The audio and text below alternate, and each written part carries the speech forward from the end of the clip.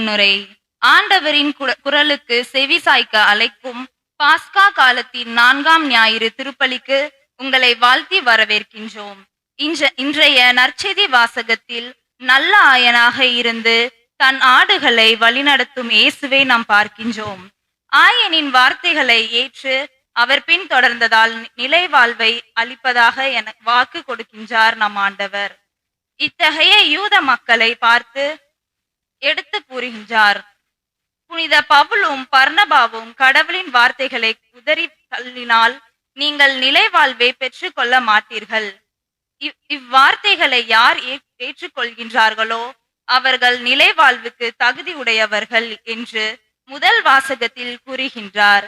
2ஆம் வாசகத்தில் புனித யோவானோ ஆயனாம் இருப்பவரே ஆட்டுக்குட்டியாய் மாறி நமக்கு நிலைவாழ்வு கொடுப்பவர் என்று கூறுகின்றார். 100 ஆடுகளில் ஒரு ஆடு செவி கொடுக்காமல் தப்பி போனாலும் அந்த ஆட்டையும் கண்டுபிடித்து தன் மந்தையில் சேர்க்கும் நல்ல ஆயனாம் இயேசு இன்று நம்மையும் அவர் வார்த்தைகளுக்கு செவி கொடுக்க அழைக்கின்றார். நிலை வாழ்வை பெற்று கொள்ள நாமும் நல்ல ஆடுகளாய் அவரை பின் தொடரும் வரம் வேண்டி இத்திருப்பலியில் இணைந்து வேண்டுவோம்.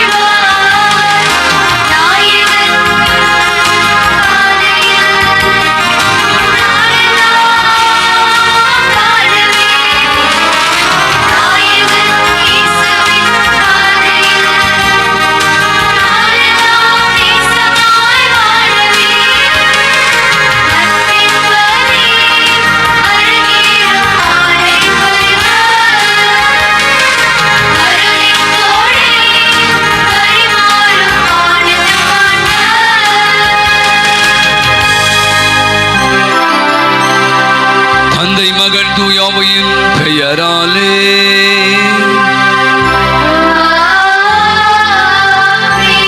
ஆண்டவரும் தலைவருமாக இயேசு கிறிஸ்துவின் அருளும் கடவுளின் அன்பும் தூயாவியின் தோழமையும் உங்கள் அனைவரோடும் இருப்பதாக.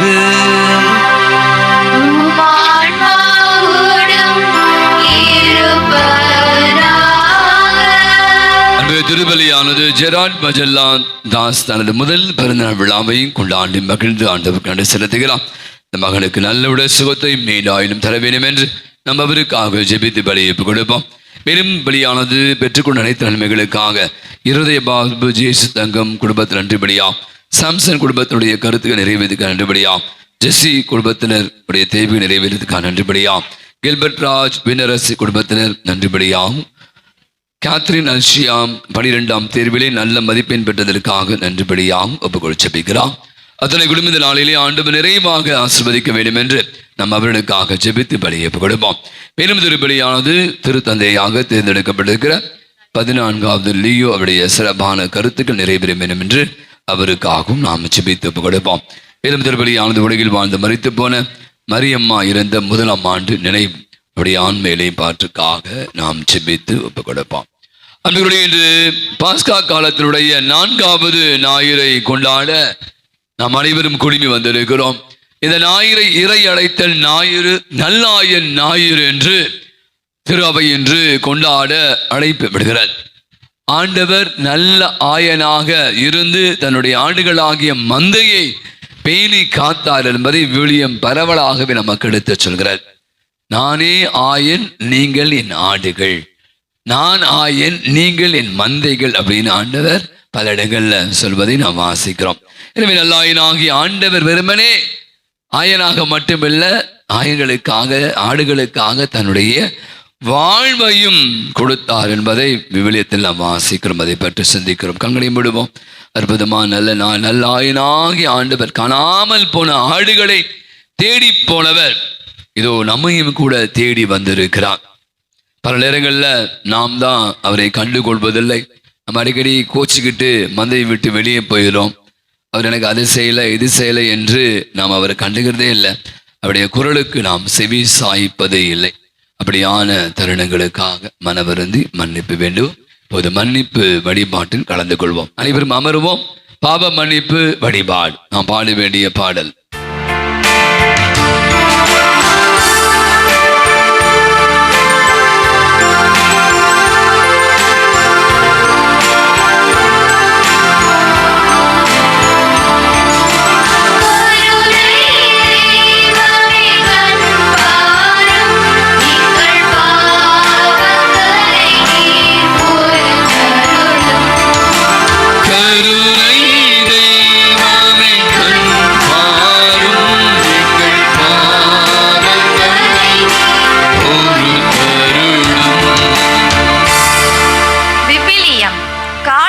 அழியாதது, கர்ப்பத்தால் களையாதது, இருமாப்பில் இணையாதது, இருபுறமும் வெட்டப்படும் வாள் போன்றது இயேசுவின் இறைவார்த்தைகள் அடங்கிய விலைமதிப்பற்ற பொக்கிஷம் விவிலியம்.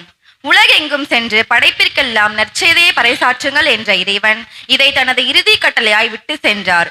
தந்தையின் இறுதி ஆவலை நிறைவேற்றுவது மகனின் கடமை என்பதை உணர்ந்து விவிலியத்தை வாழ்வாக்கவும் பிறரை வாழ்விக்கவும் மறந்து விவிலியத்துக்கு முன்னுரிமை அளிக்காமல் அலைபேசிக்கு முன்னுரிமை அளித்து சிற்றின்பத்தில் மூழ்கி திளைத்த தருணங்களுக்காய் மண்டியிட்டு மனம் மறந்தும் என்னை மன்னியும் இறைவா மன்னியும்.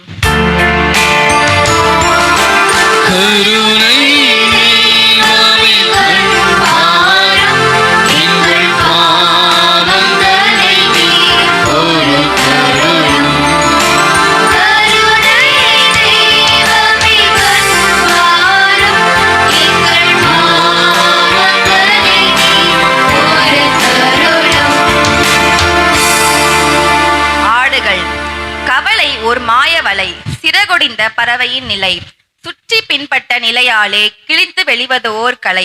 மெய்ப்பனின் குரல் ஆடுகளுக்கு தெரிவதால் அவரை பின்தொடர்கின்றன. அறியா மனிதரின் குரல் அவைகளுக்கு பழக்கமில்லாததால் அவரை விட்டு ஓடி போகின்றன.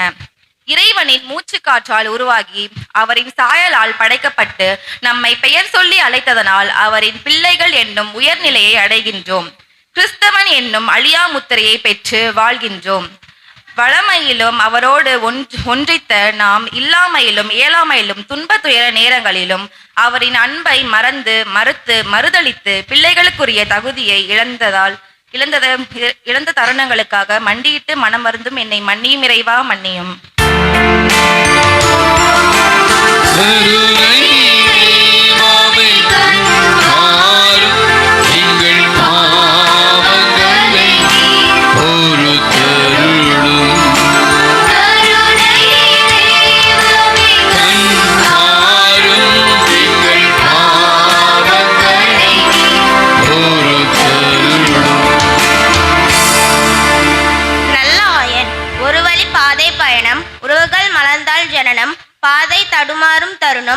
பற்றி பிடித்திடுமே மரணம்.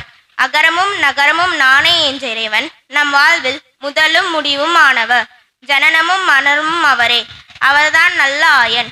ஆடுகள் நிலைவாழ்வை பெரும்பொருட்டு ஆடுகளுக்காய் தம் உயிரை கொடுத்தவரும் இவரே. நல்ல ஆயனின் குரலுக்கு செவிசாய்க்கும் அன்பான ஆட்டுக்குட்டியாய் வாழ வேண்டிய நான் ஆயனின் அன்பை மறந்து ஊடகங்களின் மாய கவர்ச்சியில் மதிமயங்கி தாய் தந்தையரை மதித்து போற்றாமலும் அயலாருடன் கரங்கோர்த்து வாழாமலும் பொன்னான நேரத்தை மண்ணாக்கிய தருணங்களுக்காய் மண்டியிட்டு மனமருந்தும் என்னை மன்னியும் இறைவா மன்னியும். கருணை தெய்வமே எங்கள் பாவங்களை பொறுத்தருளும்.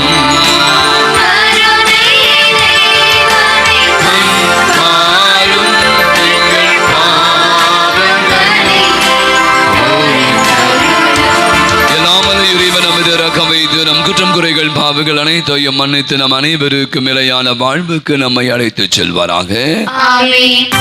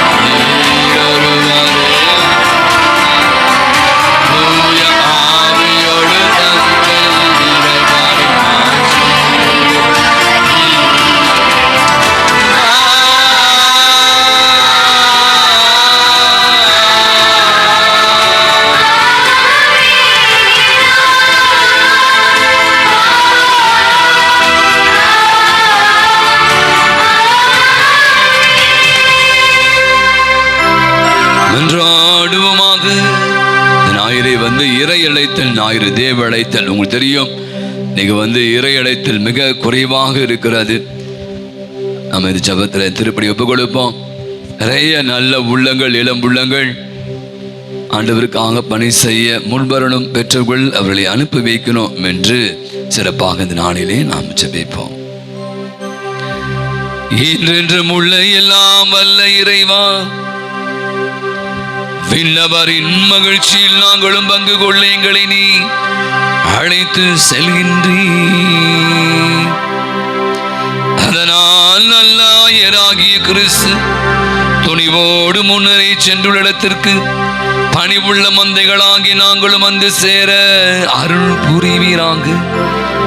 உமோடு என்றென்று வாழ்ந்து ஆட்சி செலுத்துகிற அவர் வழியாகவே உமை மன்றாடுகிறோம்.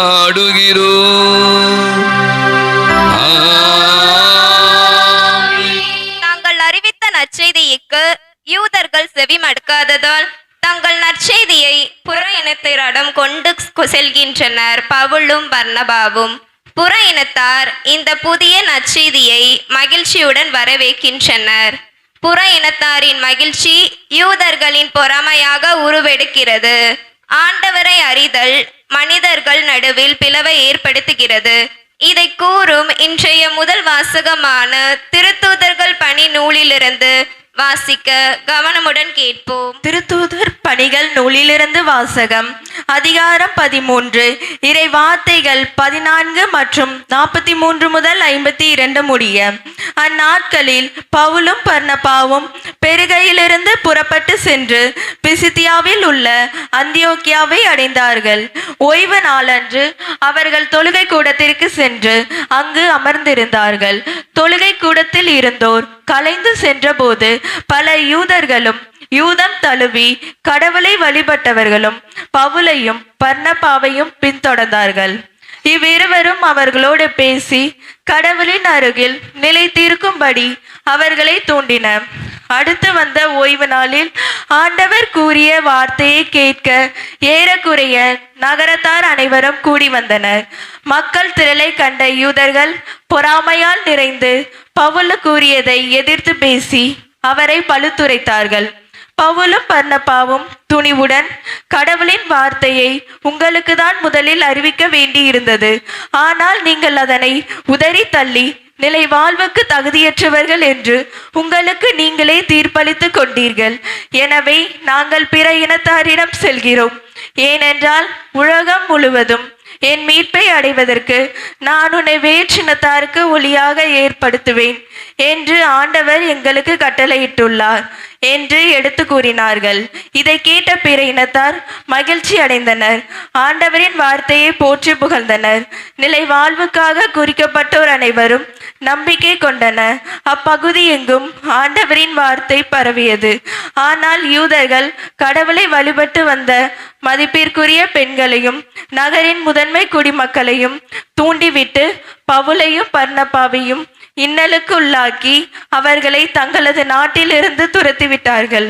அவர்கள் தங்கள் கால்களில் படிந்திருந்த தூசியை அவர்களுக்கு எதிராக உதறிவிட்டு இக்கோனியாவுக்கு சென்றார்கள். சீடர்களோ தூய ஆவியால் ஆட்கொள்ளப்பட்டு மகிழ்ச்சியில் திளைந்திருந்தார்கள். ஆண்டவரின் அருள்வாக்கு. இறைவனுக்கு நன்றி.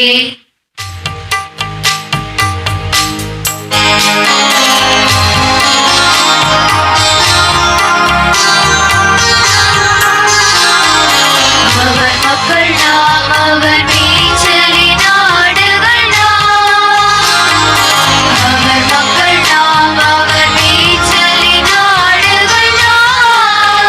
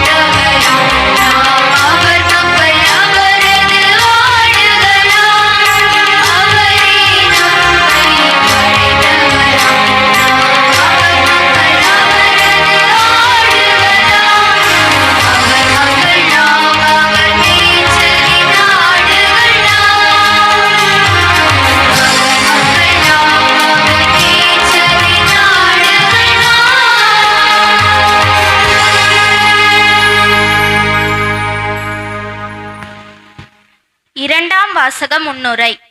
இரண்டாம் வாசகமான திருவெளிப்பாடு நூலில் திருத்தூதர் மீட்பிற்காக தன்னையே கையளித்த அந்த ஆட்டுக்குட்டியின் இரத்தத்தில் துவைத்தெடுத்த வெண்ணிற ஆடையை அணிந்தவர்கள் மட்டுமே இறைவனின் அரியணைக்கு முன்பாக நிற்க தகுதி பெற்றவர்கள் என்று நமக்கு தெளிவுபடுத்தும் இரண்டாம் வாசகத்திற்கு செவிமடுப்போம்.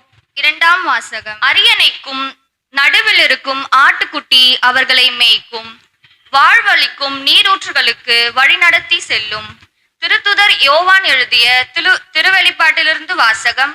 அதிகாரம் 7, இறை வார்த்தைகள் 9, 14 முதல் 17 முடிய. யோவான், நான் யாராலும் எண்ணிக்கையிட முடியாத பெரும் திரளான மக்களை கண்டேன். அவர்கள் எல்லா நாட்டையும் குலத்தையும் மக்களினத்தையும் மொழியையும் சார்ந்தவர்கள். அரியணைக்கும் ஆட்டுக்குட்டிக்கும் முன்பாக நின்று கொண்டிருந்தார்கள்.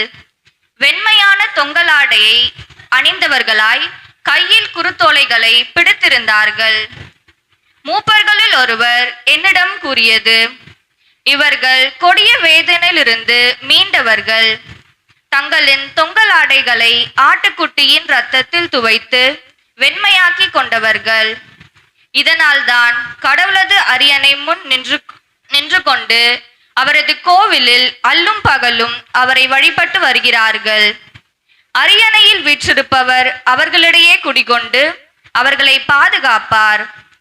இனி அவர்களுக்கு பசியோ தாகமோ இரா, கதிரவனோ எவ்வகை வெப்பமோ அவர்களை தாக்கா. ஏனெனில் அரியணை நடுவில் இருக்கும் ஆட்டுக்குட்டி அவர்களை மேய்க்கும், வாழ்வருளும் நீரூற்றுகளுக்கு வழிநடத்தி செல்லும். கடவுள் அவர்கள் கண்ணீர் அனைத்தையும் துடைத்து விடுவார். ஆண்டவரின் அருள்வாக்கு. இறைவனுக்கு நன்றி.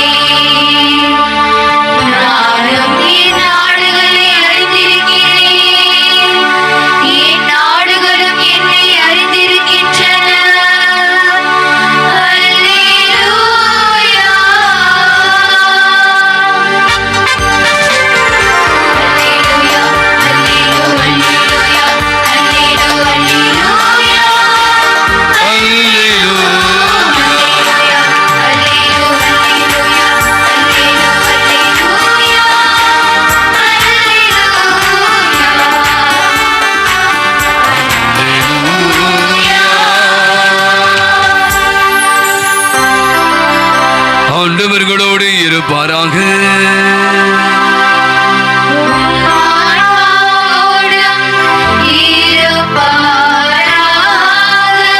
யோவான் எழுதின செய்தியிலிருந்து வாசகம்.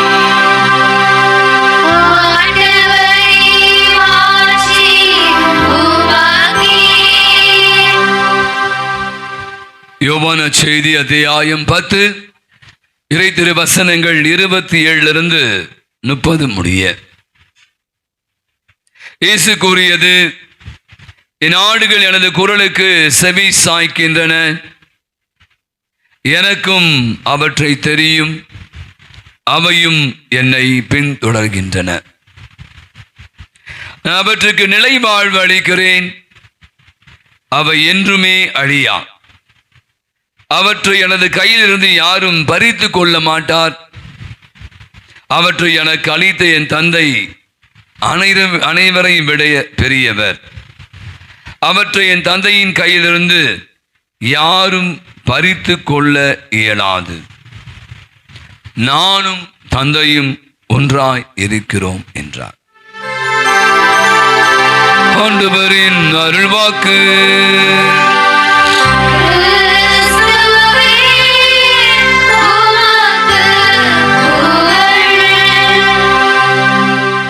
இந்தியா ஆங்கிலேயரிடம் அடிமையாக இருந்த சமயம் பார்த்தீங்கன்னா ஆங்கிலேயர்கள் நிறைய காரியங்களை எடுத்துட்டாங்க நம்மளுடைய இந்தியா. அதில் ஒரு பகுதி நீங்கள் பார்த்தீங்கன்னா தேயிலை தோட்டங்கள் அப்படின்னு சொல்கிறாங்க. நீங்கள் பார்ப்பீங்க இப்போ எல்லாம் கொடைக்கானல் மாதிரியான மலை பிரதேசங்கள்லாம் பார்த்தீங்கன்னா தேயிலை தான் பயங்கரமான ஒரு தொழிலாக இருந்தது. அவ என்ன பிரச்சனை அப்படின்னா, இப்போ காந்தியடிகள் உங்களுக்கு தெரியும் சுதந்திர போராட்டத்துக்காக போராடி கொண்டு இருக்கிறார் மகாத்மா காந்தி. இந்த ஆங்கிலேயரில் சில பேர் என்ன பண்ணுறாங்க, தேயிலை தோட்ட தொழிலாளர்களுக்கு இன்னைக்கு சண்டை போகிறோம், கூலி ஒழுங்காக கொடுக்கணும் அப்படின்னு. கூலி ஒழுங்காக கொடுத்தாலும் ஒழுங்காக வேலை செய்ய மாட்டான், அது வேற விஷயம். ஆகவே அவர்களுக்கான ஒழுங்கான கூலியானது கொடுக்கப்படவில்லை. பல மணி நேரங்கள் வேலை வாங்குகிறார்கள், ஆனால் போதுமான சரியான கூலியை கொடுக்காமல், சம்பளத்தை கொடுக்காம அவளை ரொம்ப வருத்தத்திற்கு உள்ளாகி இருந்தாங்க. இதை கேள்விப்படுகிறார் மகாத்மா காந்தி.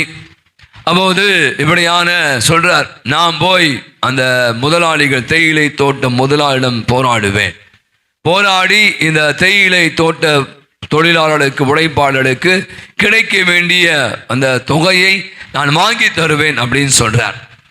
உங்களுக்கு தெரியும், இப்போ நீங்கள் இது மாதிரியான பொது வாழ்வில் இருக்கவங்க ஏதாவது ஒன்று சொன்னால், இப்போல்லாம் வீடியோ நிறையலாம் இருக்குல்ல, அதனால் அப்போலாம் எதுவுமே இல்லை. அப்போ 1940களில் பாருங்களேன். அப்போ இந்த செய்தி எப்படியோ காற்று வழியாக அந்த தேயிலை தோட்டத்தை நிர்வகித்து கொண்டு இருக்கிற ஆங்கிலேயர்கள் தெரிஞ்சிச்சு. இந்த மாதிரி காந்தியடிகள் கூட பேச போகிறாராம், நீங்கள் இந்த தேயிலை தோட்ட தொழிலாளருக்கு ஒழுங்காக சம்பளம் தரலையா, நீ ஒழுங்காக சம்பளம் தரணும் சொல்லிட்டு உங்கள்கிட்ட போராட போகிறாராம் அப்படின்னு. உங்களுக்கு தெரியும், காந்தியடிகள் ஒரு ஆள் தனியாக அங்கே போராடி கொண்டு இருக்கிறார். அவர் மேலே பயங்கர கோபமாக இருக்காங்க ஆங்கிலேயர்கள்.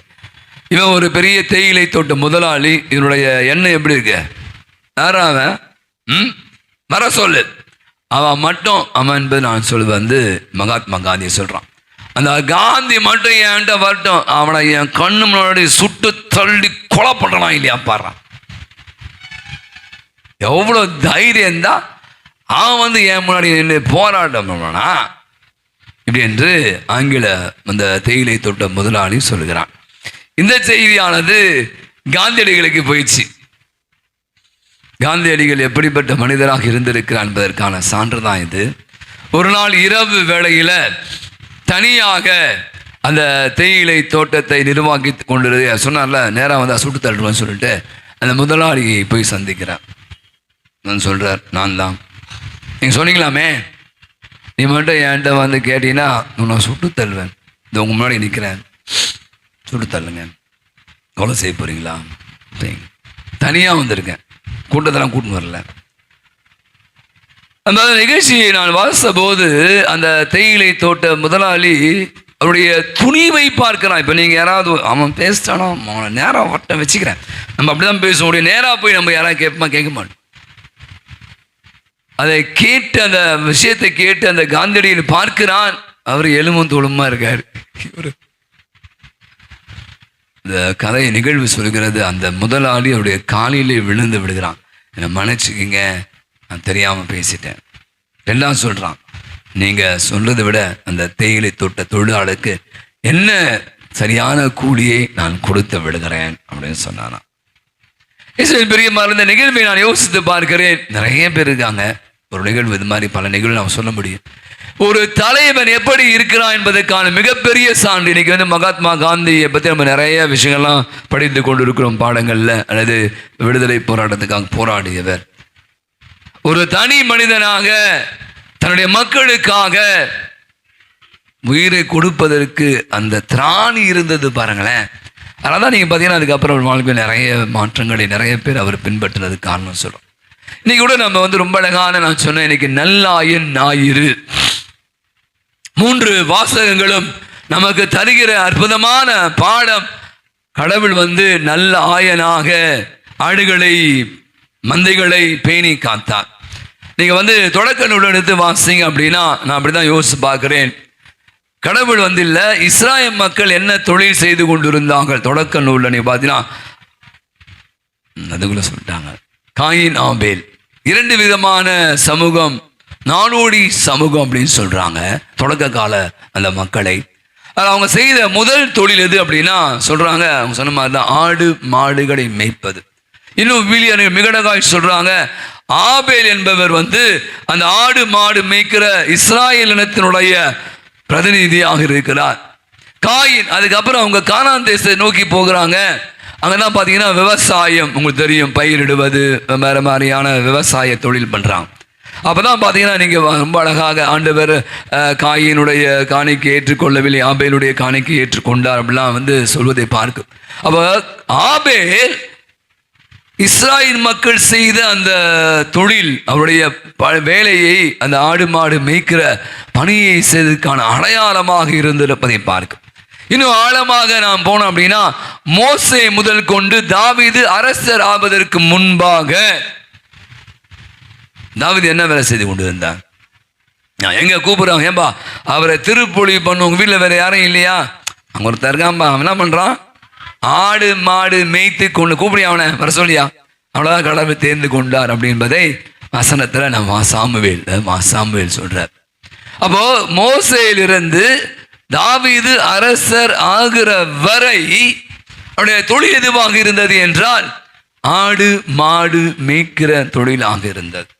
அப்பதான் இவங்க என்ன பண்றாங்க பாத்தீங்கன்னா, இங்க பாத்தீங்கன்னா நீங்க கடவுளை எப்படி மக்கள் ஆகவேதான் அவங்க கடவுளை தன்னுடைய ஆயனாக, இவங்க எல்லாம் ஆடுகளாக, கடவுளை தன்னுடைய ஆயராக, இவங்க எல்லாம் மந்தைகளாக அவங்க உறவு கொள்வதை விவிலியத்தில் தொடக்க நூலிலிருந்து நம்ம கேட்ட இன்றைய திருவெளிப்பாட்டு நூல் வரை ஆயன், ஆட்டுக்குட்டி, மந்தைகள், ரத்தம், இதெல்லாம் பார்த்தீங்கன்னா ஒன்றோடு ஒன்று தொடர்புடையதாக இருப்பதை நான் பார்க்கிறேன்.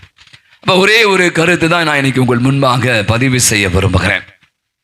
என் ஆடுகள், எனக்கு ரொம்ப அழகாய் சொல்றார் ஆண்டவர், அவ என் குரலுக்கு செவி சாய்க்கின், எனக்கும் அவற்றை தெரியும்.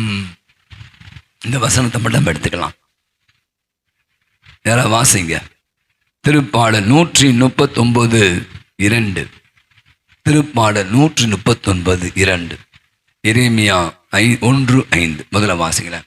கடவுள் எப்படி அறிந்து வைத்திருக்கிறார் என்பதுதான் இந்த விவிலிய வசனம் நமக்கு மிக தெளிவாக எடுத்து சொல்வது. வாசி, திருப்பாடல் 139:2. நான் அமர்வதையும் எழுவதையும் நீர் அறிந்து வைத்திருக்கிறீர். பாருங்க, அத்தவசம் ரொம்ப அழகாய் சொல்ல. வாசிங்க.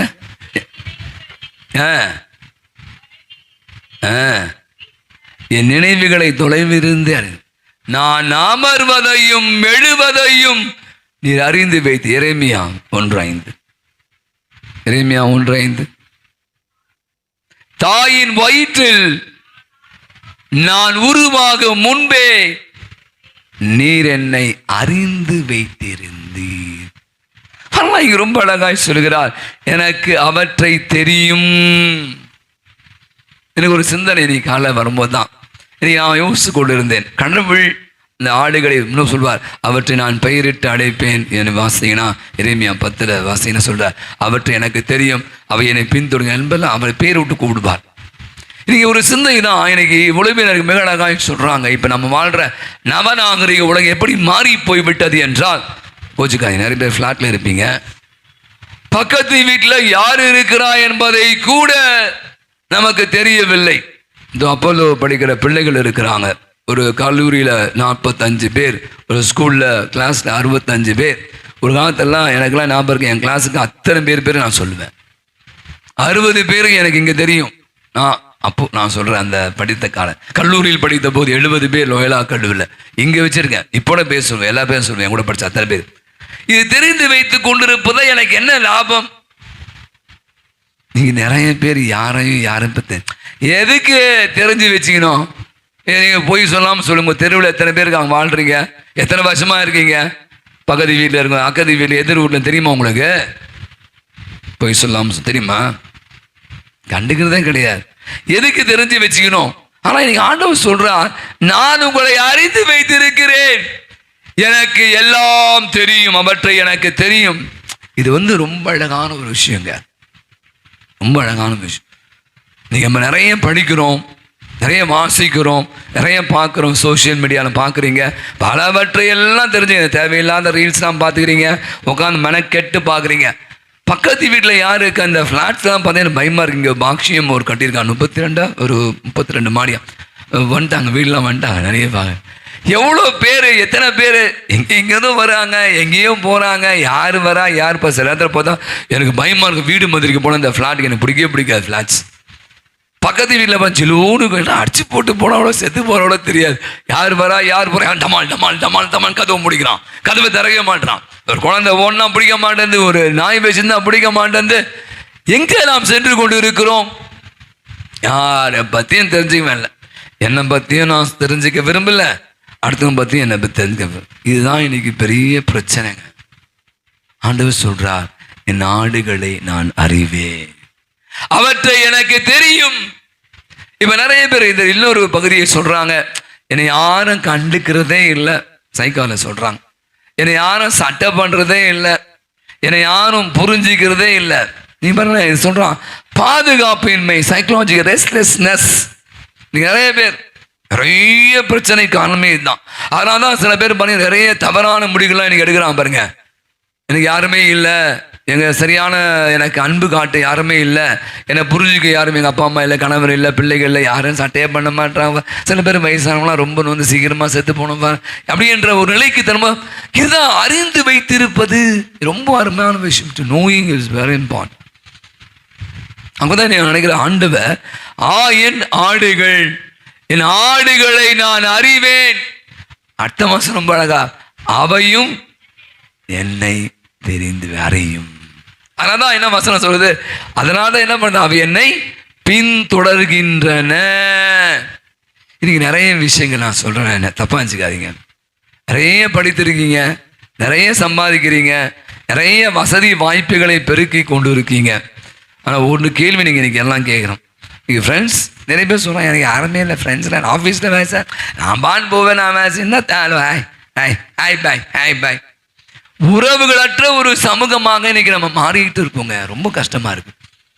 உறவுகளற்ற ஒரு சமூகம், யாரையும் பற்றி கண்டுக்கிறது இல்லை, யாரை பற்றி தெரிஞ்சு. இப்போ ஒரு சாவு, ஒரு கல்யாணம், ஒரு உடம்பு சரியில்லை, ஒரு ஆக்சிடென்ட், நம்முடைய ஈடுபாடு எப்படின்னா, அப்படியா சரி நான் வரேன், நான் பார்க்குறேன், இப்போ டைம் இல்லை, எனக்கு முடியாது, எனக்கு நிறைய வேலை இருக்குது, எனக்கு அந்த ஆஃபீஸில் மீட்டிங் இருக்குது, அந்த பிள்ளைய பார்க்கணும். ஐயோ, இப்போ நான் ஒரு காலத்தில் நம்மலாம் அப்படி துடிப்பு பாருங்களேன், ஐயோ அவங்களுக்கு உடம்பு சரியில்லையா, ஐயோ அவங்களுக்கு இந்த பிரச்சனையா, ஆக்சிடென்டா, ஓடுறா, ஏதாவது பண்ண, என்ன வேணுமா, காசு வேணுமா, இது வேணுமா, அது வேணுமா, துடித்த ஒரு சமூகம், ஒரு இனம், ஒரு உறவு சமூகம் தான் நம்ம. இன்னைக்கு நம்ம அதெல்லாம் தாண்டி வந்துட்டோம். இன்னைக்கு எங்கே சென்று கொண்டு இருக்கும், இது மிகப்பெரிய ஒரு கேள்விக்குரியனா. நான் அடுத்துல கண்டுக்குது இல்லை, அவன் சொல்கிறான், அவன் என்ன கண்டுக்கல, ஒருத்தர் சொல்கிறாங்க என்கிட்ட, நான் நிறைய பேர்கிட்ட கண்டுக்க மாட்டேன், ஏன்னா அவங்க என்ன கண்டுக்கல, நான் கண்டுக்கல. நீங்கள் யோசிப்பாங்க, நம்ம எங்கே போயிட்டு இருக்கோம். இதுதான் இன்னைக்கு உலகம். நான் போய் அவங்கள சொல்ல, பொதுவாகவே நான் சொல்கிறேன், என்னை யார் கண்டு கொள்கிறார்களோ நான் அவளை கண்டு கொள்கிறேன், என்னை யார் கண்டு கொள்ளவில்லையோ அவனை நான் கண்டுக்கணும் அவசியமே கிடையாது. எங்கே போகிறோம்? இப்போ இந்த கோயில் இத்தனை பேர் இருக்கீங்க, எத்தனை பேர் தெரியும் எனக்கு தெரியாது. நான் சொன்னேன், இந்த அப்போலோ பசங்களை எத்தனை பேர் வராங்களே சும்மா பேச்சுக்கு, அவங்களுக்குள்ள உறவுகள் எப்படி வரோம், படிக்கிறோம், போகிறோம், அவ்வளோதான். ஃப்ரெண்ட்ஷிப்லாம் அப்புறம் பார்த்துக்கலாம், வேற வேலையை பாருங்கள். ஆனால் இங்கே பார்த்தீங்கன்னா ஆயன் தன் ஆடுகளை அறிந்து தெரிந்து, அதான் சொல்கிறார், அதுக்கு உடம்பு சரியில்லையா, அதுக்கு பசிக்குதா, அதுக்கு தண்ணி கூட்டு போணுமா, தெரிந்து வைத்திருந்தால் மட்டும்தாங்க ஒரு தாய்க்கு தெரியும். அந்த குழந்தையே அழுவது, அதுக்கு பசிக்குது, அதுக்கு உடம்பு சரியில்லை, அறிந்து வைத்திரு. அப்பாவுக்கு தெரியாது, அவர் பாட்டு வேலையில் இருப்பார், அவர் டிவி பார்த்துட்டு இருப்பார், அவர் செல்போன் நோண்டிட்டு இருப்பார். அவங்க அம்மா சொன்னாதான், எங்க பாருங்க அழுதுனேன் நீ பாரு அப்படின்னு சொல்வார். அந்த அம்மாவுக்கு தான் தெரியும். அந்த அம்மாவுக்கு அந்த குழந்தையை அறிந்து வைத்து, ஏன் அந்த குழந்தை எப்போ சாப்பிடு, அதுக்கு என்ன பிடிக்கும், எது பிடிக்காது. இன்னைக்கு அன்பான ரொம்ப அழகான சிந்தை. ஆண்டவர் தன் ஆடுகளை அறிந்து வைத்திருப்பது மட்டும் இல்லையா, ரொம்ப அழகான அடுத்த வசனம் போயிடலாம். அவற்றுக்கு நான் என்ன பண்றேன், நிலை வாழ்வை அளிக்கிறேன். இது ரொம்ப முக்கியமான விஷயம். இன்னைக்கு தலைவருக்கு நான் சொன்னேன், மகாத்மா காந்தியோ வேற எந்த தலைவர் வச்சு நிறைய பேர் இருக்காங்க. சும்மா தலைவர் என்பது, ஒரு சிறந்த தலைவர் வந்து வாய் நிறைய பேசுவதில்லை, அந்த மக்களுக்காக வாழ்வை அளிக்கணும். பாருங்க, என்ன சுடு, என்ன சாப்பாடு, சரி இதான் சொன்னேன், சாப்பாடு, அந்த மக்களுக்கு வேண்டிய நீதியை. நிறைய வரலாற்றை எடுத்து பார்த்தீங்கன்னா இன்னைக்கு பெரிய பெரிய தலைவர்களாக இருக்காங்க, மக்களுக்காக தங்கள் வாழ்வை இழந்தவர்கள். அப்ப இன்னைக்கு நான் நினைக்கிறேன், இன்னைக்கு அந்த ஆயன் மக்களுக்காக தன் வாழ்வை இழக்கக்கூடியவனாக. அப்ப நீங்களாம் யாரு? ஆயனா ஆண்டவர் மட்டுமா இல்லையே, இன்னைக்கு பெற்றோர்களாக இருக்கீங்க, அப்பா அம்மாலாம் இருக்கீங்க, பிள்ளைகளுக்காக உங்கள் உயிரை கொடுக்குறீங்கள், உங்களுடைய வாழ்வையே தியாகமா. அப்போ இதை என்ன பண்ணணும்னா பிள்ளைகள் உணர்ந்து கொள்ளும்னா அப்படியான பெற்றோர்களாக நீங்கள் இருக்கணும். அதான் எங்கள் வசனம் அழகாச்சு. ஆண்டவர் ஆயனின் தன் ஆடுகளை அறிந்து வைத்திருக்கிறான், அவற்றுக்காக தன் வாழ்வையும் கொடுப்பதற்கு தயாராக இருக்கிறான். மூணாவது சிந்தனை யோசிச்சு பார்த்தேன், சொன்னேன் எனக்கு இன்னைக்கு யாருமே இல்லை என்ற உணர்வு பாதுகாப்பின்மை சொல்றாங்க. ஐம் லெஃப்ட் அலோன், எனக்கு யாருமே இல்லை. ஆனால் இங்கே பார்த்தீங்கன்னா ரொம்ப அழகாய் சொல்றார், அந்த ஆடுகளை நான் விட்டு விடுவதில்லை, அவை என் குரலுக்கு செவி சாய்க்கின்றன, நான் அவற்றை கண்டுகொள்கிறேன், அவற்றை என் தோளிலே போட்டுக் கொள்கிறேன் சொல்றார். அழகான ஒரு சின்ன ஒரு கதையை நான் வாசித்தேன். மோசே பற்றி சொல்றாங்க. மோசே உங்களுக்கு தெரியும், ஆடு மாடு மேய்த்து கொண்டு இருக்கிறார். ஒரு ஆடு ரொம்ப தூரம் போயிட்டு தண்ணி குடிப்பதுக்காக போய் தேடி போயிடுச்சான், காணாமல் போய் ரொம்ப தூரம் போயிடுச்சான். எப்படி காணாமல் போன ஆடு மாதிரி. அப்போ இந்த மோசை என்ன பண்ண, தடந்து ஆடுகளாம் விட்டுட்டு அந்த ஆடை தேடி போகிற. அங்கே பார்த்தா ஒரு சின்ன குளத்துல தண்ணி குடிச்சிருக்கான். அந்த ஆடை தூக்கி கொண்டு வராராம். வரும்போது தான் கடவுள் அவரை பார்க்கிறார். அப்போ சொல்கிறாரா, நீ என்ன பண்ணுற மோசேன்னா?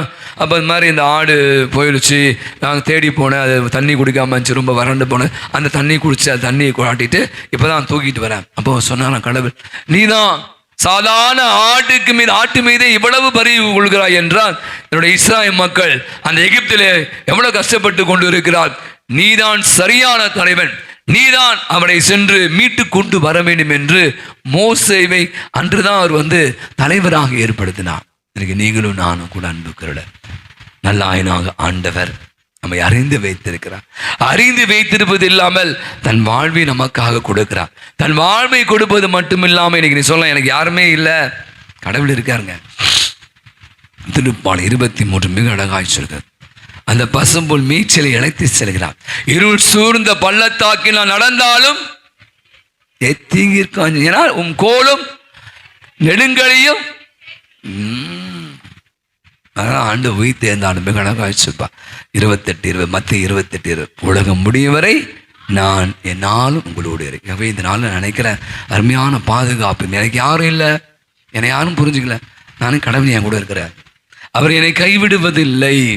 பேரால் ஃபுல்டன் ஒரு பெரிய அமெரிக்காவில் மிகப்பெரிய ஒரு பேராய், அவருடைய வாழ்க்கை வரலாற்றெல்லாம் வாசிக்கணுங்களாம். அவருடைய பேச்சை கேட்பதற்காக, மறைவுரை கேட்பதற்காக பல பேர் காத்திருப்பான். அவர் அப்போது டெலிவிஷன்லேயும் அந்த வானொலி ரேடியோவிலும் பேசுவாராம். அவர் திடீர்னு உடல்நல குறைவு ஏற்பட்டு விட்டுதான். அப்போ ஹார்ட் ஆப்ரேஷன், அப்போல்லாம் அவங்களுக்கு தெரியும் அவ்வளோ பெரிய அட்வான்ஸ்டான டெக்னாலஜி நம்மகிட்ட இல்லை. அவே ரொம்ப கிரிட்டிக்கலான ஸ்டேஜ். அப்போது அஃப்கோர்ஸ் அவர் இறந்து போவது கூட வாய்ப்பு இருக்குன்னு சொல்கிறாங்க. அப்போ ஒரு பத்திரிகையாளரை போய் கேட்குறார், ஆப்ரேஷன் முடிந்த பிற்பாடு போய் கேட்குறார், பேரால் ஃபுல்டேஷன் அவளே ரொம்ப கிரிட்டிக்கலான சிச்சுவேஷன், நீங்கள் சப்போஸ் உங்களுக்கு இது மாதிரி சொல்லிட்டாங்க, ரொம்ப கிரிட்டிக்கல், நீங்கள் படைப்பதுக்கு வாய்ப்பில்லை, நீங்கள் சப்போஸ் அந்த மாதிரி நேரத்தில் உங்களுக்கு சாவு பயம் வந்துச்சா? அப்போ அவர் சொன்னார், நான் ஏன் பயப்பிடணும், சப்போஸ் நான் இறக்கவில்லை என்றால், நான் வாழ்கிறேன் என்றால் கிறிஸ்து என்னோடு இருக்கிறார், நான் சப்போஸ் இறந்து போயிட்டேன்றால் நான் அவரோடு இருப்பேன், வாழ்கிற போது கிறிஸ்து என்னோடு இருக்கிறார், சாவில்னா சப்போஸ் நான் செத்துட்டு அப்படின்னா நான் அவரோடு கிறிஸ்துவோடு இருப்பேன் சொன்னார். எனக்கு இதுதான் கடவுளுடைய பாதுகாப்பு. நல்ல ஆயனாகி ஆண்டவர் தன் மந்தையை கைவிடுவதே இல்லை. அந்த மந்தையை தேற்றுகின்றவராக, அந்த மந்தையின் மீது அக்கறை கொண்டவராக, அந்த மந்தையை அறிந்தவராக இருக்கிறார். அந்த மந்தைக்காக உயிரையும் கொடுக்கிறார். இன்னைக்கு நம்முடைய ஆண்டவர் அப்படிதான். அப்படியான ஆண்டவருடைய உடனிருப்பை உணர்ந்து கொள்ளும். அந்த ஆண்டவருடைய ஆயனுடைய குரலுக்கு செவி சாக்கின்ற விழா நம் மாற அருள் வேண்டும். எழுந்து நமது விசுவாசத்தை அறிக்கையிடுவோம்.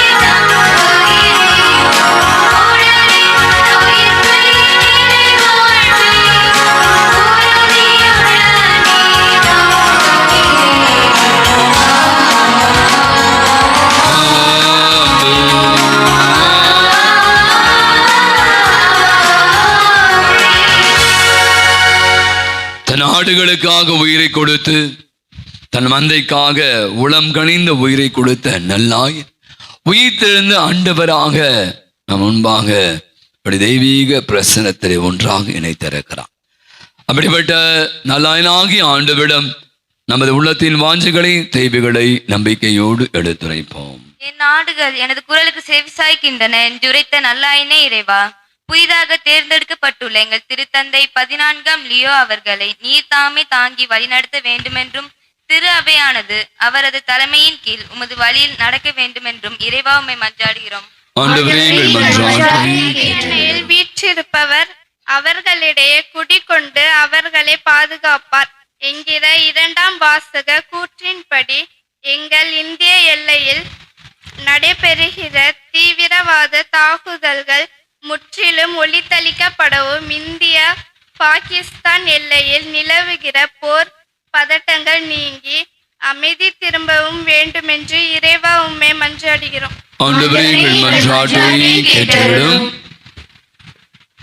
12ஆம் வகுப்பு பொதுத் தேர்வு முடிவுகளை பெற்றுள்ள மாணவ செல்வங்கள் விரும்புகிற கல்லூரிகளில் விரும்புகிற பாட பிரிவுகளில் சேர்ந்து படிக்கிற வாய்ப்பினை நீ உருவாக்கி தர வேண்டும் என்றும் அவர்களும் அவர்களது பெற்றோர்களும் சரியான பாதையை தெரிவு செய்ய நீர்தாமே உதவ வேண்டும் என்றும் தோல்வியுற்ற மாணவர்கள் துவண்டு போகாமல் மீண்டும் மும்பரமாய் உழைத்து வெற்றி பெற வேண்டும் என்றும் இறைவா உம்மை மன்றாடுகிறோம். முன்னிட்டு அவமதிப்புக்கு உரியவர்களாக கருதப்பட்டால் மகிழ்ச்சியுற்ற திருத்துதர்கள் அடிச்சுவடியில் இங்கே சூடியுள்ள நாங்கள் அனைவரும் எங்கள் துன்ப துயரங்கள் வேதனை சோதனைகள் நடுவிலும் ஆண்டவரே எனக்கு உம்மிடம் அன்பு உண்டு என்று மெய்ப்பிக்கும் விதமாக பிரமாக நிறைந்த வாழ்வினை மேற்கொள்ள அருள் தர வேண்டுமென்று இறைவா உம்மை மன்றாடுகின்றோம். இறைவா, இன்றைய தெய்வீக திருப்பலியை சிறப்பிக்கும் திருஹிருதய மாதா பிரசிடிய இளம் உள்ளங்களை ஆசீர்வதித்தருளும். இவர்கள் கல்வியிலும் ஞானத்திலும் அன்னையின் அரவணைப்பிலும் சிறந்து வளர உம்மை மன்றாடுகின்றோம். நம்முடைய தனிப்பட்ட தேவைகளுக்காக மௌனமாக ஜெபிப்போம். கோடை காலம் வெயில் உச்சத்தை தொட்டு கொண்டு இருக்கிறது. தொடர்ந்து நாம் ஜெபிக்கணும்.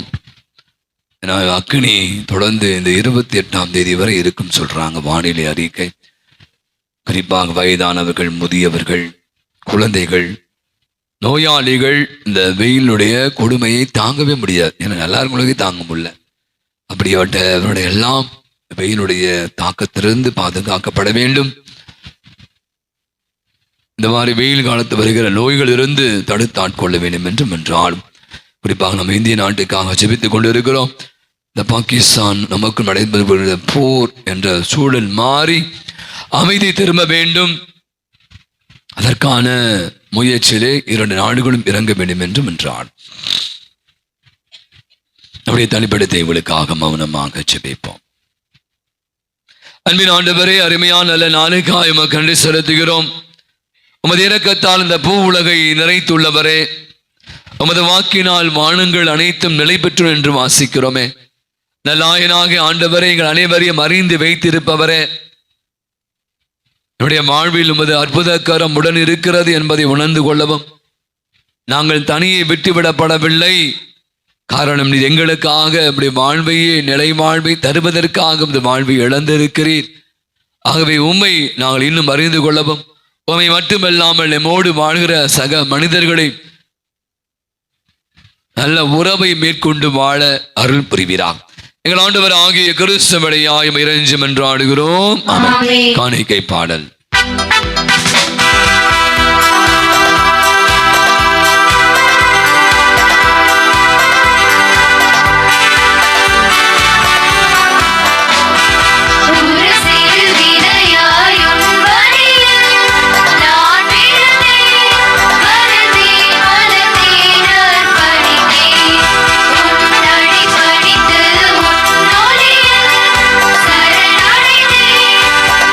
Baby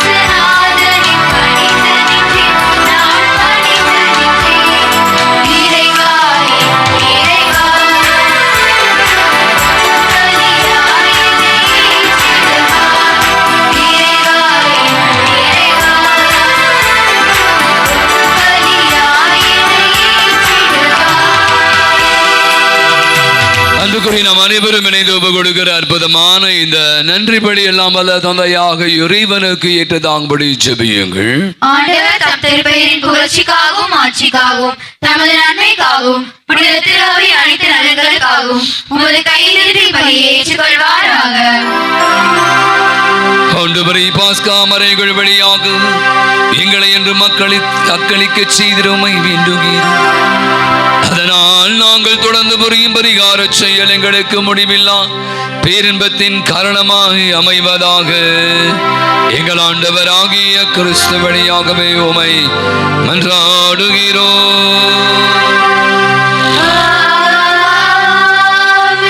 ஆண்டவர் உங்களோடும் இருப்பாராக.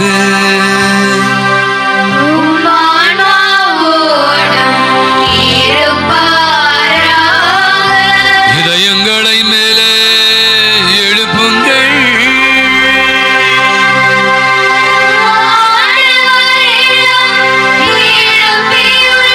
நம் இறைவனாகிய ஆண்டவருக்கு நன்றி கூறுவோம்.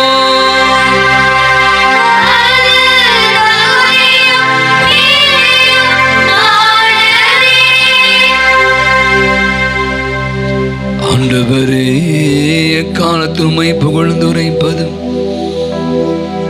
எல்லாவற்றுக்கும் மேலாக எங்கள் பாஸ்காவாகி கிறிஸ்து பலியான சிறப்பான காலத்திலே உமையின மிகுதியாய் வாழ்த்தி போற்றுவதும் மெய்யாகவே தகுதியும் நீதியுமாகும். எங்கள் கடமையும் மீட்புக்குரிய செயலுமாகும். கிறிஸ்து தம் திருவுடலை ஒப்பு கொடுத்து சிலுவையின்மையான பலியில் முற்கால பணிகள் நிறைவு பெற செய்தருளினார். எங்கள் மீட்புக்காக அவரிடமே தம்மை கையளித்த போது அவரே குருவாகவும் பலிப்பீடமாகவும் செம்மறையாகவும் விளங்கினார். ஆகவே பாஸ்கா மகிழ்ச்சி பொங்க அனைத்துலகின் மாந்தர் அனைவரும் மக்களிக்கின்றனர். அவ்வாறு ஆற்றல் மிக்க ஒரு அதிகாரம் கொண்ட தூதரிடம் உமது மாட்சியை புகழ்ந்து பாடி முடிவின்றி பாடுவதாவது.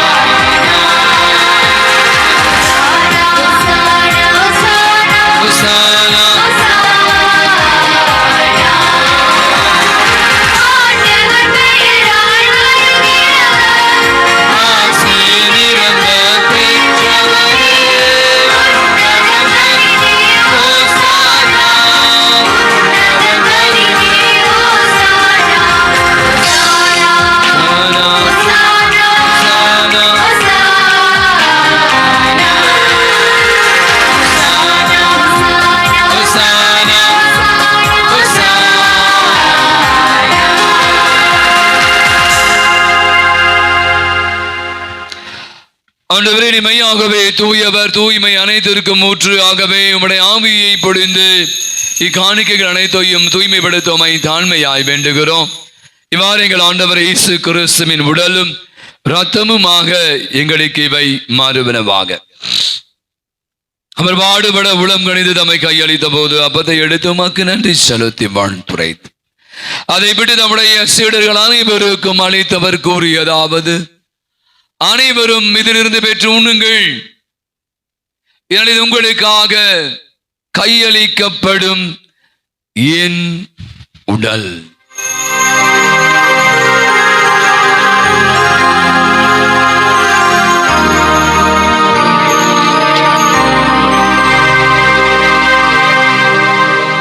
அவனமே விருந்தை அருந்திய பின்பு கிண்ணத்தையும் எடுத்து மீண்டுமாக்க நன்றி கூறி நம்முடைய சீடர்கள் அனைவருக்கும் அதனை அளித்தவர் கூறியதாம். அனைவரும் இதிலிருந்து பெற்று பருகுங்கள். புதிய நிலையான உடன்படிக்கைக்குரிய என் இரத்தத்தின் கிண்ணம். இது பாவ மன்னிப்புக்கு என்று உங்களுக்காகவும் பலருக்காகவும் சிந்தப்படும்.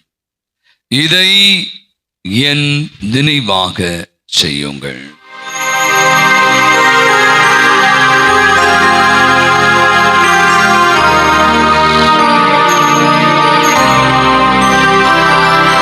நம்பிக்கையின் மறைபொருள்.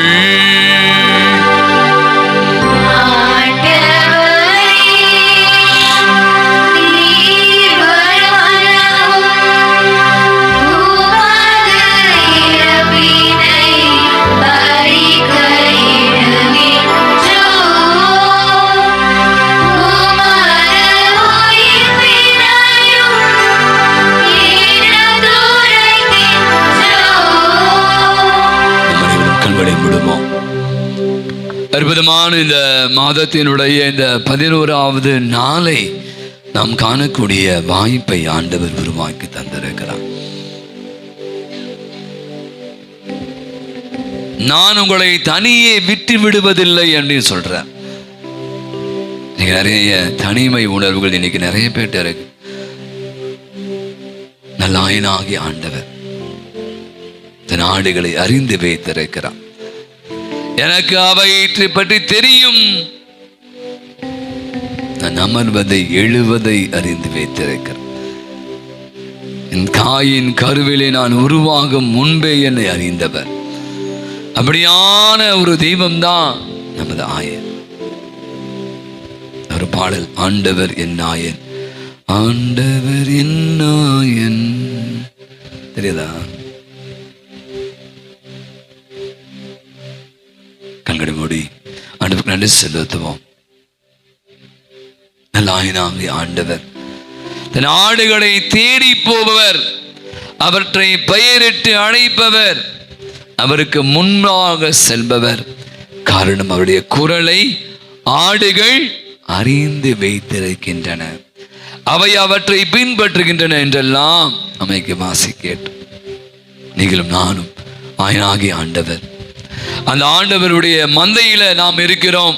ஒரே ஆயினும் ஒரே மந்தையும் வாசிக்கிறோம். நன்றி கூறுவோம். அந்த மந்தையில நம்மை சேர்த்து கொண்டதற்காக, நம்மை பெயர் சொல்லி அழைத்ததற்காக, நம் அனைவருடைய தேவைகளை அனைத்தையும் அறிந்து வைத்து இருப்பதற்காக நன்றி கூறுவோம். ஏராளமான விஷயம் அந்த ஆயன் சொல்றார், தன் ஆடுகளுக்காக தன் வாழ்வையை கொடுக்கிறான். யோவான் 10:10 எடுத்து வாசிக்கலாம். தன் ஆடுகள் வாழ்வு பெறும் பொருட்டு, அதுவும் நிறை வாழ்வை பெறும் பொருட்டு அவற்றுக்காக தன் வாழ்வையை கையளிக்கிறதாக வாசிக்கிறோம். நன்றி கூறுவோம். இந்த அற்புதமான நாளுக்காக, நேரத்திற்காக.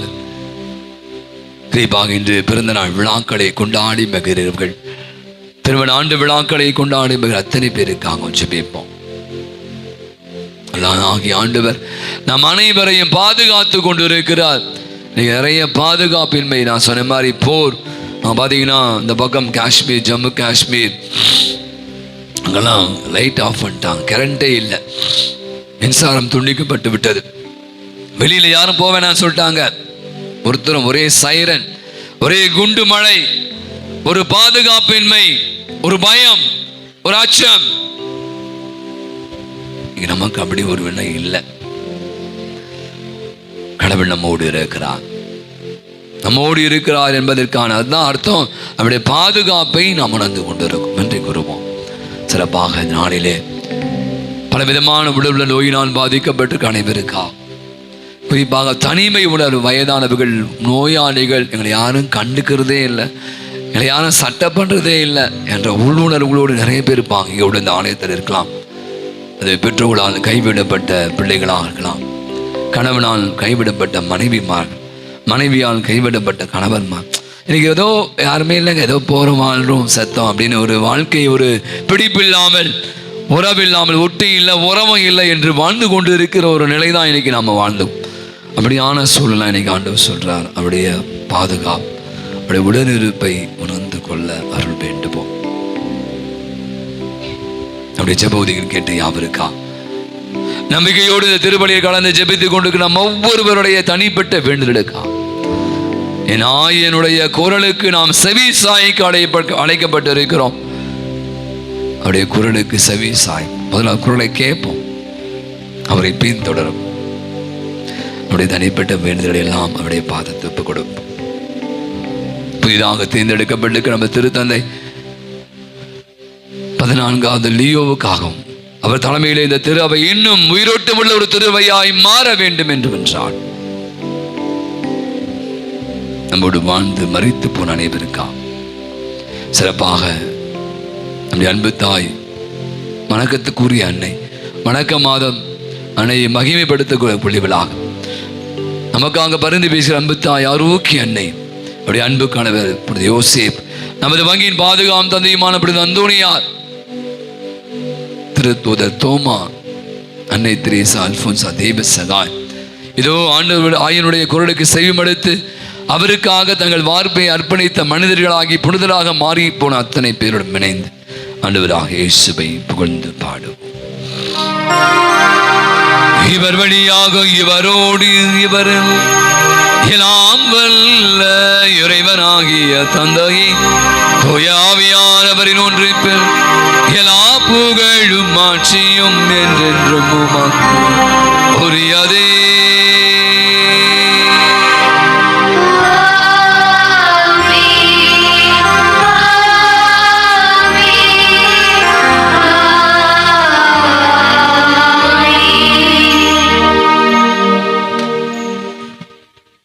நானும் தந்தையும் ஒன்றாய் இருக்கிறோம். கரங்களை விரிப்போம். தந்தையோடு ஒன்றித்து வாழ்ந்தவர், தந்தையினுடைய குரலுக்கு செவிமடுத்தவர், அதன் வழியாக தன் வாழ்வை அர்ப்பணித்தவர். நீங்களும் நான் கூட தந்தையோடு ஒன்றித்திருக்க அவருடைய குரலுக்கு செவிசாய்க்கு அழைப்பு விடுகிறார். இயேசு கற்பித்த அற்புதமான ஜெபத்தை இணைந்து ஜெபிப்போம். இருக்கிற எங்கள் தந்தையே, உமது பெயர் தூயதென போற்ற பெறுக, உமது ஆட்சி வருக, உமது திருவுள்ளம் விண்ணுலகில் நிறைவேறுவது போல மண்ணுலகிலும் நிறைவேறுக. எங்கள் அன்றாட உணவை இன்று எங்களுக்கு தாரும். எங்களுக்கு எதிராக குற்றம் செய்வோரை நாங்கள் மன்னிப்பது போல எங்கள் குற்றங்களை மன்னியும். எங்களை சோதனைக்கு உட்படுத்தாதேயும், தீமையிலிருந்து எங்களை விடுவித்தருளும். ஆண்டவரே, தீமை அனைத்திலிருந்து எங்களை விடுவித்து எங்கள் வாழ்நாளில் அமைதியை கனிவோடு அருளும் என்று ஆடுகிறோம். உமது இரக்கத்தின் உதவியாளங்கள் பாவத்திலிருந்து எப்போதும் விடுதலை பெற்று யாதொரு கலக்கம் என்று நலமாய் இருப்போமாக நாங்கள் எதிர்நோக்கி இருக்கிற பேரின்பத்திற்காக மீட்பராக இயேசு கிறிஸ்துவின் வருகைக்காகவும் காத்திருக்கின்றோம்.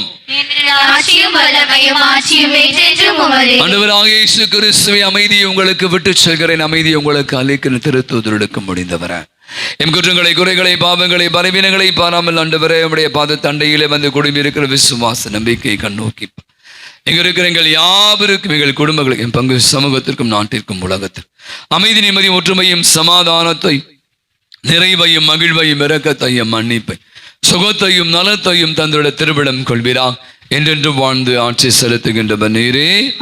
ஆண்டவருடைய அமைதி உங்கள் அனைவரோடும் இருப்பதாக. ஒருவருக்கு ஒருவர் ஆண்டவர் நேசகன்பின் அமைதி மகிழ்வோடு பகிர்ந்து கொள்வோம். சமாதானம்.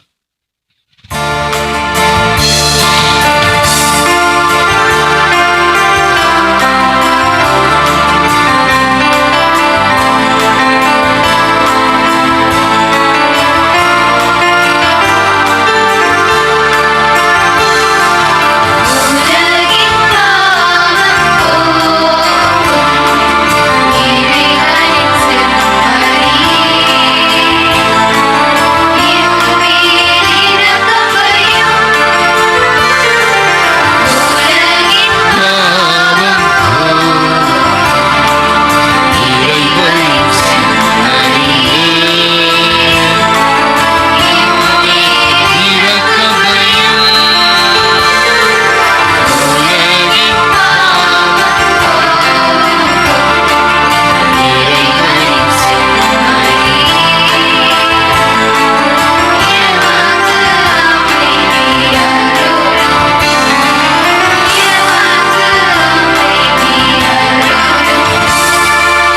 ஆண்டவராகிய இயேசு கிறிஸ்து உயிருள்ள இறைவனின் திருமகனை தந்தையின் திருவிழப்படி தூயாவியான ஒத்துழைப்பா உமது நெருப்பின் வழியாக உலகிற்கு வாழ்வழித்த விரைந்த பொழுதுமிக்க உடலால் மத்தத்தான் எல்லா விதமான குற்றங்களிலும் தீமை அனைத்து விடுவித்து நாங்கள் என்றும் உடைய கட்டளைகளை கருத்துணிக்க செய்துள்ளோம். நாங்கள் ஒருபோதும் உம்மை விட்டு பிரிய விடாதே.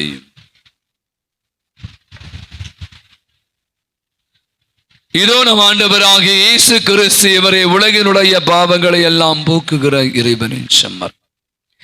நல்லாயனாகிய ஆண்டவர் நம் அனைவரையும் அறிந்து வைத்திருப்பவர், பெயர் சொல்லி அழைப்பவர், நமக்காக தன் நாடுகளுக்காக தன் வாழ்வையை துறந்தவர். இவருடைய குரலுக்கு செவிமடுத்து இவரை பின்பற்றி வாழ அழைப்பு விடுகிறார். விருந்துக்கு அழைக்கிறார். அழைக்க பெற்றிருக்கிற அனைவருமே பேறு பெற்றோர்.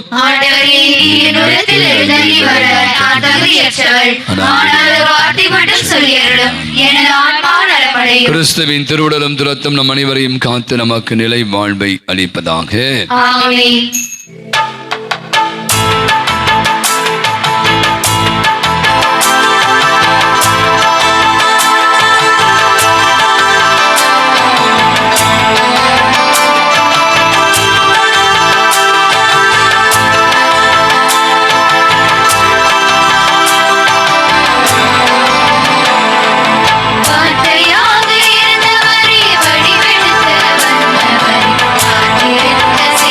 எனக்கு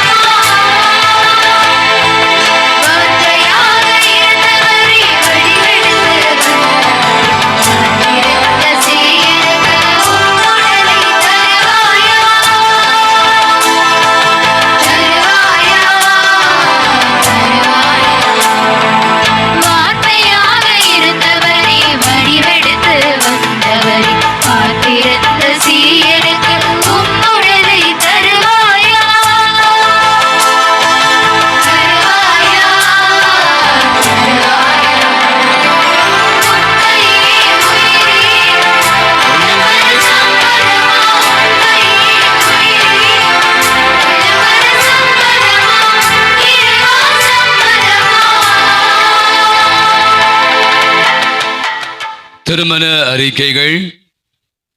நமது பங்கைச் சேர்ந்த தந்தை ஆண்டனி, தாய் ஜெயமேரிகளின் மகள் அமல புஷ்பம் என்பவருக்கும், பாளையங்கோட்டை மறை மாவட்டத்தை சேர்ந்த கயத்தாறு பங்கைச் சேர்ந்த தந்தை ஜோசப், தாய் ரோஸ்லி மேரி இவரின் மகன் டேவிட் என்பவருக்கும் திருமணம் நிச்சயிக்கப்படுவது இரண்டாவது அறிக்கை.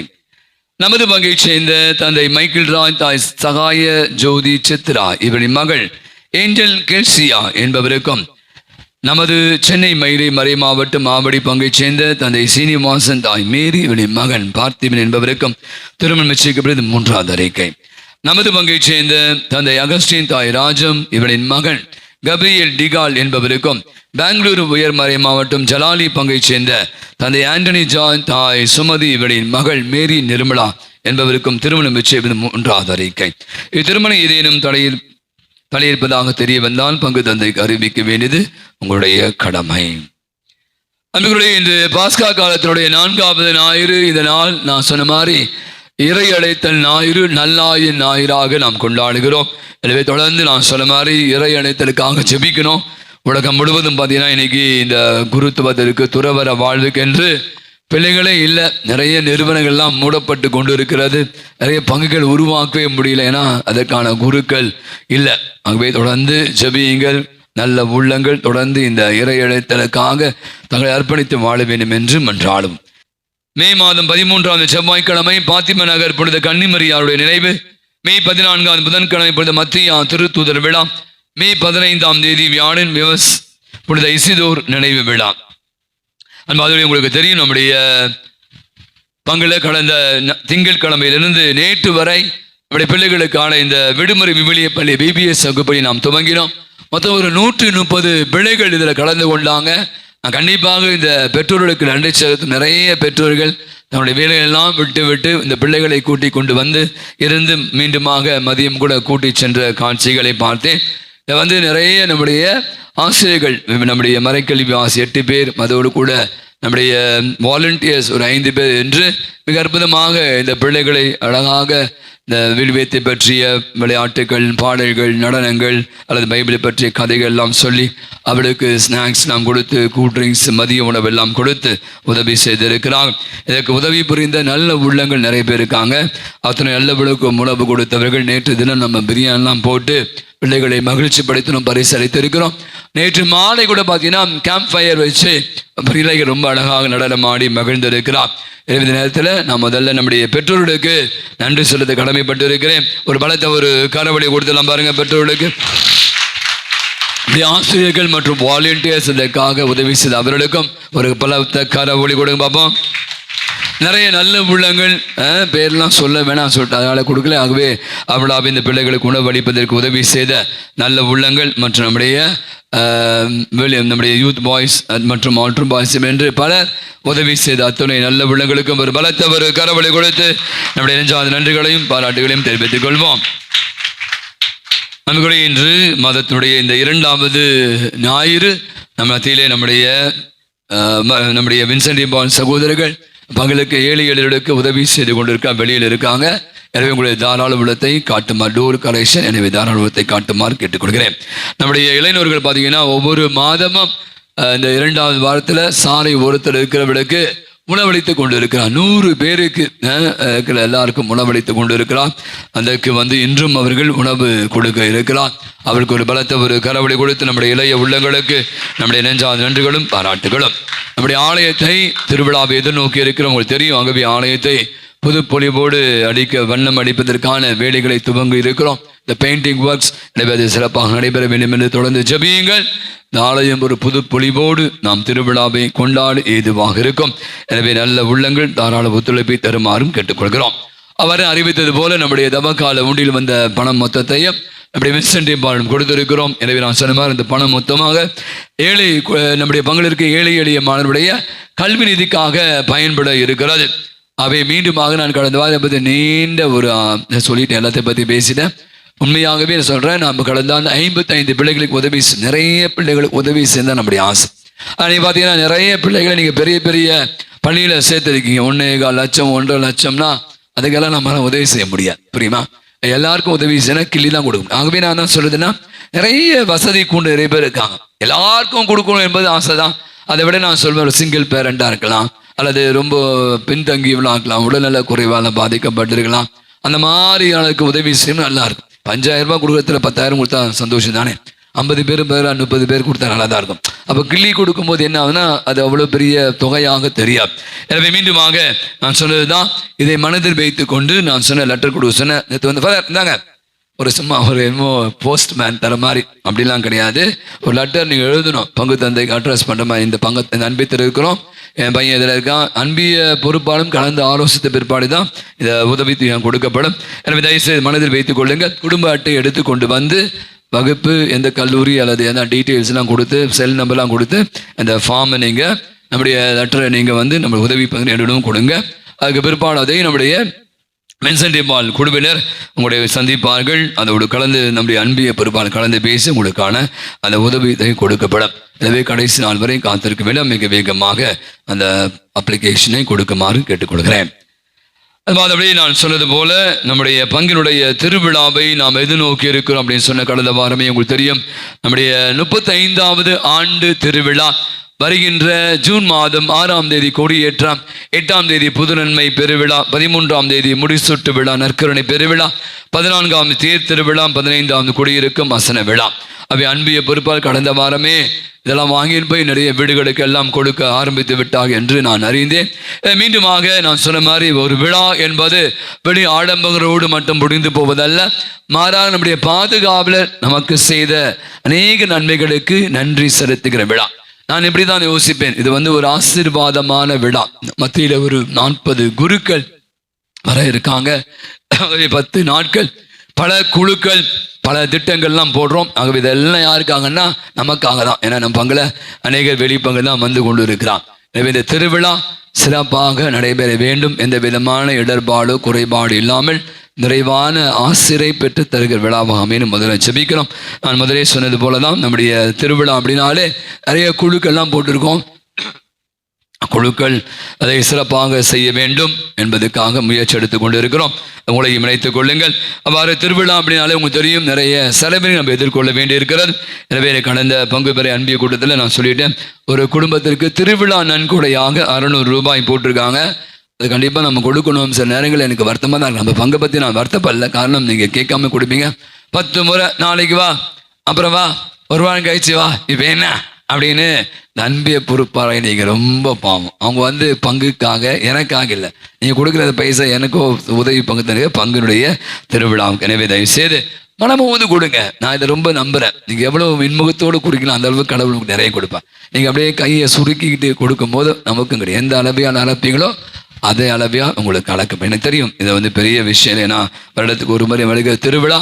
இதோடு கூட உங்களுக்கு தெரியும் அசன விழாமல் இருக்கிறது. நம்ம அசனத்துக்கு 4000 பேருக்கு மேற்பட்டு உணவு அளிக்கிறோம். அதுவும் நாம் பெரிய செலவினத்தை எதிர்கொள்கிறோம். அவே இவ்வளோ கொடுங்க அவ்வளோ கொடுங்க நான் சொல்ல மாட்டேன். நீங்களே தாராளமாக முன் வந்து இந்த திருவிழா சிறப்பாக நடைபெற உங்களுடைய தாராள குணத்தை காட்டுமாறு கேட்டுக்கொள்கிறேன். இன்றைய வழிபாடை மிக அற்புதமான விதத்தில் அழகாக வழி நடத்திய நமது பிள்ளைகள் புனித திரு இருதய மாதா பிரசரிய பிள்ளைகளுக்கு ஒரு பலத்தை ஒரு கரவழி கொடுத்து அவளுக்கு நம்முடைய நெஞ்சார்ந்த நன்றிகளையும் பாராட்டுகளையும் தெரிவித்துக் கொள்வோம். அன்பாது கடந்த ஓராண்டாக நம்மோடு பயணித்தவர் நம்முடைய உதவி பங்கு தந்தை அருள் தந்தை மார்ட்டின் அவர்கள் வருகின்ற ஞாயிற்றுக்கிழமை அவருக்கு டிரான்ஸ்ஃபர் போட்டாங்க. அவர் வந்து திருச்சியில் அவருடைய சபையில் தேவ அழைத்தல் இறை அழைத்தல் இயக்குநராக பொறுப்பேற்க இருக்கிறார். வருகின்ற ஞாயிற்றுக்கிழமை அவருக்கு நம்ம ஃபேர்வெல் வச்சிருக்கோம். 2ஆம் திருப்படி முடிதல். கண்டிப்பாக அவருக்கு நாம் நன்றி செலுத்த நம்முடைய பங்குல ஓராண்டாக கடினமாக உழைத்திருக்கிறார். எனவே அடுத்த வாரம் நடைபெறுகிற அந்த பிரிவு உபச்சார விழா அவருக்கு வழிநடத்துகிற அந்த ஃபேர்வெல்ல நீங்களும் கலந்து கொண்டு தந்தைக்காக ஜெபியுங்கள், அவருடைய பணி சிறக்க வேண்டும் என்று நாம் அவருக்காக மன்றாடுவோம். வருகின்ற ஞாயிற்றுக்கிழமை திருப்படி புனித செல்வ மாதா பிரசி சேர்ந்தவர்கள் சிறப்பிப்பார்கள். திரு இருதய மாதா பத்தி. திரு இருதய மாதா வழிபாடு இயேசுவின் அன்பையும் இரக்கத்தையும் மையமாக கொண்ட ஒரு வழிபாடு முறையாகும். கத்தோலிக்க திருச்சபையின் ஒரு முக்கிய திருவிழாவாகவும் பக்தி முயற்சியாகவும் கொண்டாடப்படுகிறது.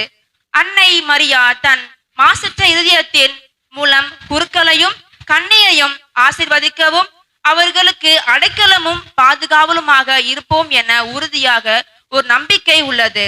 அன்னை மரியாள் ஒரு அர்ப்பண அன்னை. அவளது மாசற்ற இதயம் அப்பல் கற்றது, அவளது அன்பே கலக்கமற்றது. தாமரை இலை தண்ணீர் போல் இவ்வுலக ஆசபாசங்களுக்கு தன்னை விலக்கி இயேசுவின் தாயாய் தலை தாங்கியாய் வாழ்கின்றாள். பெற்ற பிள்ளைகளுக்கு பெயரிட்டு ஆடை அலங்காரமும் செய்து மகிழும் பெற்றோரை போல் கன்னிமரி என்ற அவளின் திருநாமத்தை பல பல திருத்தலங்களில் பல பல பெயர்களால் ஆடை அலங்காரமும் செய்து தாயாய் சேயாய் கொண்டாடி மகிழ்கிறோம். நாம் மனங்களில் மலர்ந்து நம்பிக்கைகளின் தடம் பதித்து உணர்வுகளில் ஊன்றி விட்டு அன்னையுடன் இணைந்து வாழ்வோம். திரு இருதய மாதாவே எங்களுக்காக வேண்டிக் கொள்ளும். நண்பர்களே, உங்களுக்கு தெரியும் இந்த மாதம் வணக்க மாதம். பங்களை பார்த்தீங்கன்னா 31 நாட்களை பல குழுக்களாக பிரித்திருக்கிறோம். ஒவ்வொரு நாளும் அப்படி இருக்கு. நான் அதை பெருமையாக தான் சொல்லும். ஏன்னா மாலை வேளையில 5:45 மணிக்கு ஜெபமாலையை துவங்குறாங்க. ஒவ்வொரு பிரசிடியமும் அன்னை அலங்கரிக்கிறார்கள். அற்புதமான ஜெபமாலை பிரார்த்தனை பாடல்கள், அதோடு கூட அன்னையை பற்றிய விளக்கங்கள் எல்லாம் கொடுத்து திருப்பலி அல்லது நற்கருணை ஆசிரோடு ஒவ்வொரு நாளும் நாம் நிறைவு செய் அநேகர் இதில் கலந்து கொள்வதை நான் பார்க்கிறேன். ஒரு காலத்தில் நீங்கள் பார்த்தீங்கன்னா நம்ம வீட்டிலலாம் அந்த குடும்ப ஜெபமாலை இருந்தது. இப்போ சூழல்கள் மாறிவிட்டு அதற்கான நேரம் இல்லை. அதான் திருவை பார்த்தீங்கன்னா இந்த மாதிரி ஒரு வழிபாட்டு முறை ஏற்படுத்தி கொடுத்துருக்கு. ஒரு மாதம் முழுவதுமாக அன்னையோடு பயணிக்க. எனவே இந்த அற்புதமான வாய்ப்பை பயன்படுத்தி கொள்ளுங்கள். மாலையில் அன்னை முன்பாக ஒப்பு கொடுங்கள். 31 நாட்களும் நாம் அன்னையோடு பயணிப்போம். நிச்சயமாய் அன்னை நமக்கு எப்போதும் துணையாக இருப்பார். எனவே இந்த வணக்கமாக சிறப்பு செய்கிற அத்தனை பேருக்கும் நன்றி செலுத்தும். அதே நேரத்தில் அத்தனை பேருமாக இணைந்து இந்த வணக்க மாதத்தின் நிகழ்வில் பங்கேற்க உங்களை அன்போடு அழைக்கிறோம். கடைசி ஜெபத்திற்காக எழுந்திருப்போம். மன்றாடுவோமாக. நல்ல ஆயரே, உமது மந்தையை கனிவுடன் கண்ணோக்கி அருளும். திருமகனை உயர் மதிப்புள்ள ரத்தத்தால் மீட்ட மாடுகளை நிலையான பசும்புல்வெளியில் கூட்டி சேர்க்க அருள் புரிவீராக. இகழாண்டவராகிய கிறிஸ்து வழியாகவே உமை மன்றாடுகிறோம்.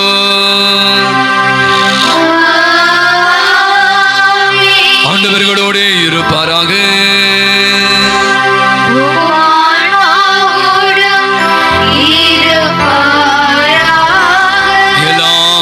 இறைவன் தந்தை மகன் தூய ஆவி உங்கள் அனைவரையும் நிறைவாய் ஆசீர்வதிப்பாராக.